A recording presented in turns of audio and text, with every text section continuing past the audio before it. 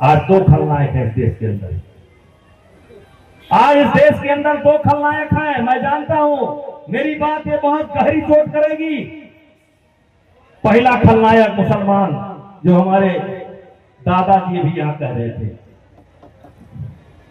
हाँ, उनके दृष्टि में केवल मुसलमान ही बचा है और कोई नहीं। सारी समस्या मुसलमान है, वही है ये। ठीक भैया, आप जिंदाबाद आपका। लेकिन मैं बताना चाहता हूं, पहला खलनायक मुसलमान और दूसरा खलनायक इस समय सवर्ण है, सवर्ण है, सवर्ण सवर्ण सवर्ण सवर्ण सवर्ण सवर्ण।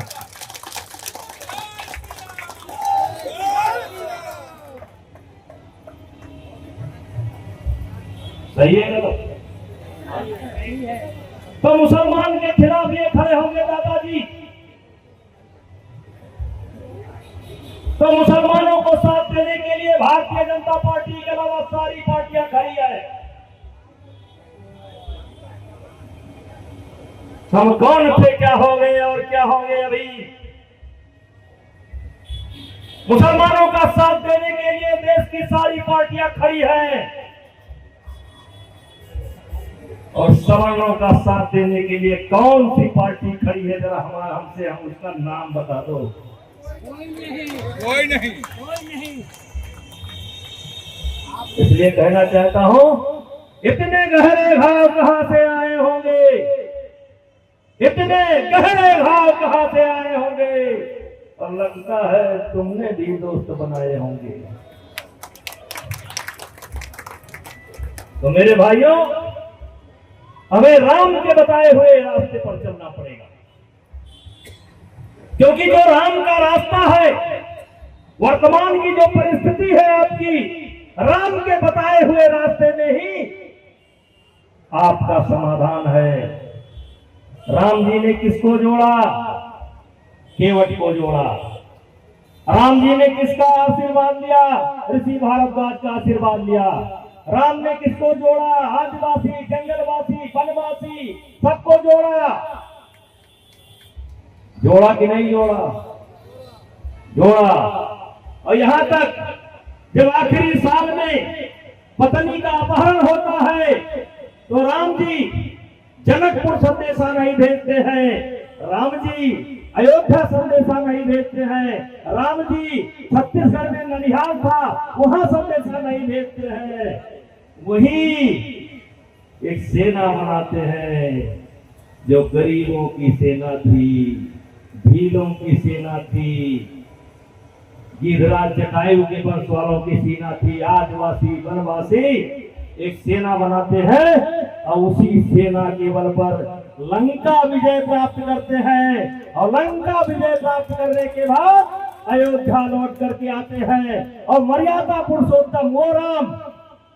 लेकिन जब एक गरीब आदमी सीता जी के चरित्र पर उंगली उठाता है, प्रश्न उठाता है, तो राम जी उस गरीब आदमी की भी इज्जत करते हैं और उसके शंका समाधान करने के लिए वो अपनी पत्नी को त्याग देते हैं, साथ ही लव को त्याग देते हैं, साथ ही कुश को त्याग देते हैं।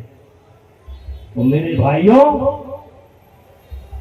हमें राम जी के बताए हुए रास्ते पर चलना होगा।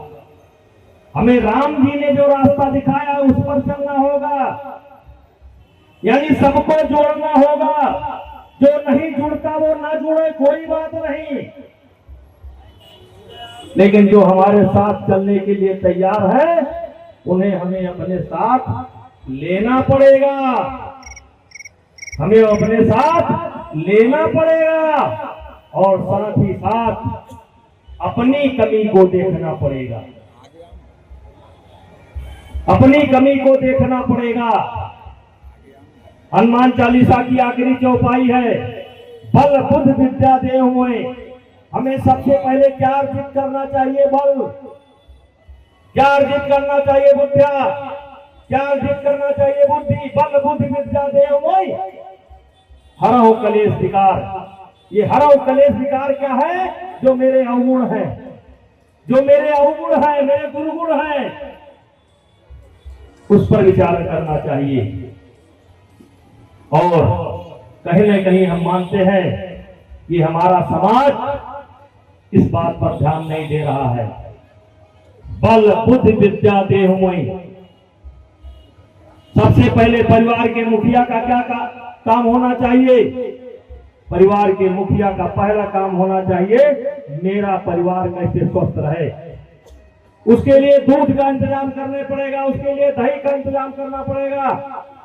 हम गांव के लोग हैं, फल खाना हमारे लिए संभव नहीं है। उसके लिए हमें गाय पालना पड़ेगा, भैंस पालना पड़ेगा, और गाय पालने के लिए, भैंस पालने के लिए कर्म करना पड़ेगा। गाय को भूसा के लिए, दाना के लिए, चारा के लिए खेती करना पड़ेगा। बस इसका कोटा हो जाए, खेती करना पड़ेगा। तो भाइयों, किस किताब में लिखा है कि आप ब्राह्मण हैं तो खेती ना करें? किस किताब में लिखा है क्षत्रिय है तो खेती ना करें? किस किताब में लिखा है? और इसीलिए गोस्वामी जी ने लिखा है, कर्म प्रधान विश्व रचना का, कर्म प्रधान विश्व रचना का, जो जस करई सो तस फल चाखा, और सकल पदार्थ यही जग माही, कर्महीन नर पावत नहीं। अगर दूध खाना है तो भैंस पालना पड़ेगा, अगर दूध पीना है, बच्चे को बलवान बनाना है तो गाय पालना पड़ेगा। चौराहे पर बैठकर गाय नहीं पाली जा सकती है, केवल गपर गपर गपर कर दिन भर चोंच लड़ाकर खेती नहीं की जा सकती है। इसलिए कर्म प्रधान विश्व रचना का, जो जस करई सो तस फल चाखा, और सकल पदार्थ ये जग माही, और कर्महीन नर पावत नहीं। इसलिए मेरे भाइयों, जो समझ रहे हैं वो जरा समझें।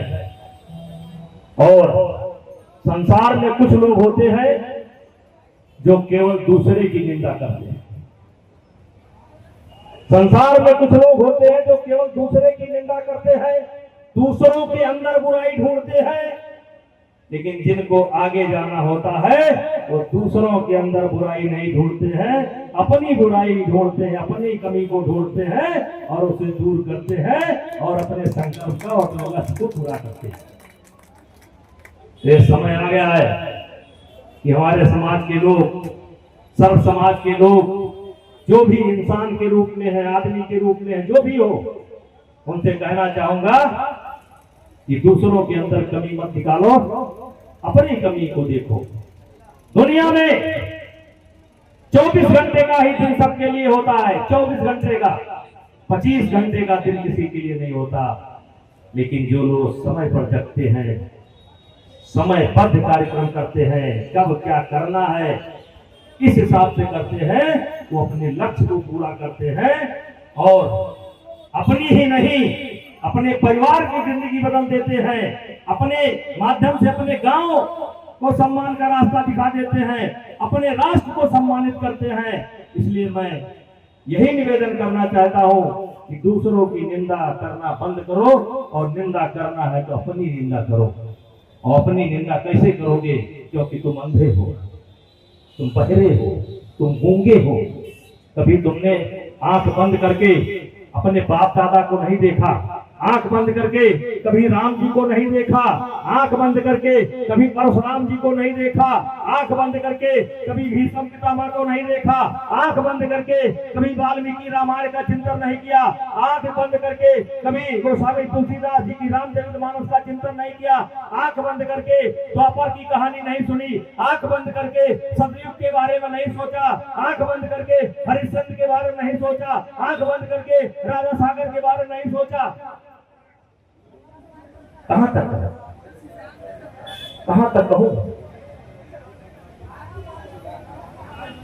भाइयों, हम वो लोग हैं, हम मतलब हम सब वो लोग हैं